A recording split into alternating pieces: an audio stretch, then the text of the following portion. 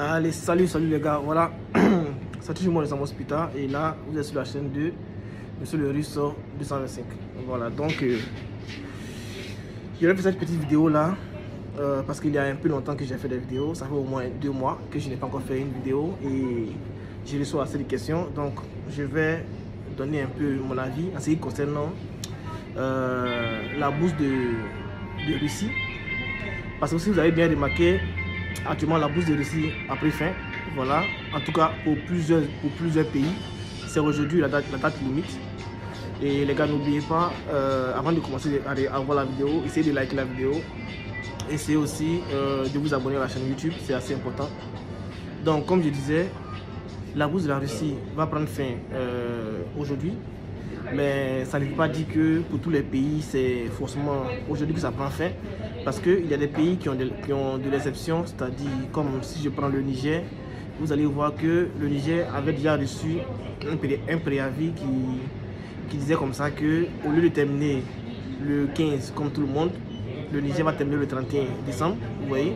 Donc ceux qui sont au Niger et qui veulent postuler la bourse de Russie, c'est toujours possible, c'est le 31 décembre. Vous pouvez toujours postuler sans problème.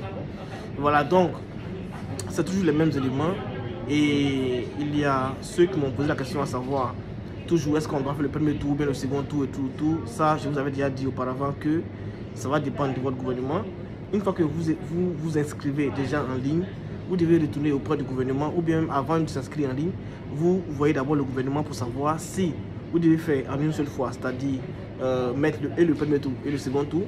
Parce que si vous devez faire le second tour, vous allez devoir faire quoi? Devoir traduire les dossiers en langue russe, vous voyez, pour mettre les dossiers comme le diplôme et les relevés de notes et aussi le passeport et tout ça.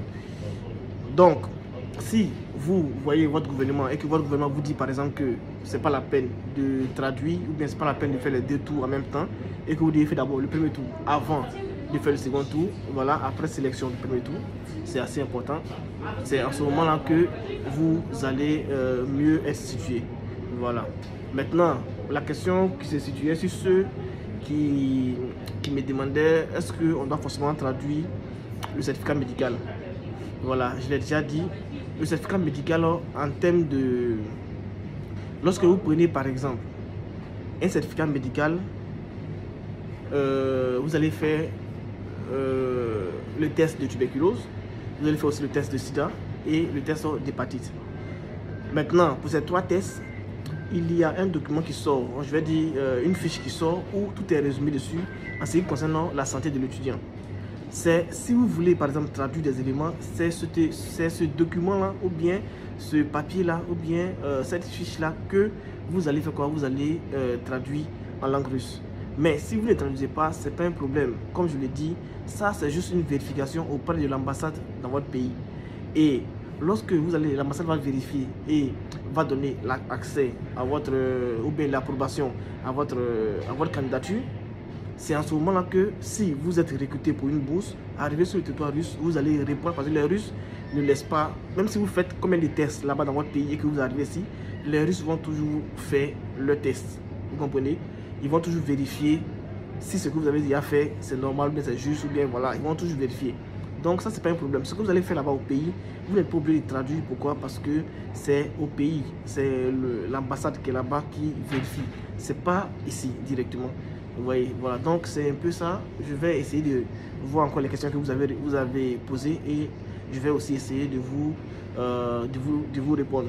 Mais pour le moment, comme vous êtes là, vous pouvez déjà vérifier et ce que vous venez d'écouter actuellement. Si ce que j'ai dit ne va pas vraiment dans votre sens, vous posez vos questions juste là en description ou bien en commentaire. Je vais comme ça essayer de les voir et les répondre. Voilà, je vais les répondre directement par vidéo sans problème. Donc les gars, c'était moi de Amos Pita. Surtout, prenez soin de vous. C'était juste pour vous rappeler que je vais commencer la vidéo. Donc c'est pas un problème de... C'est pas la peine de me harceler sur WhatsApp. Je crois que ça va et surtout, prenez soin de vous les gars. En plus.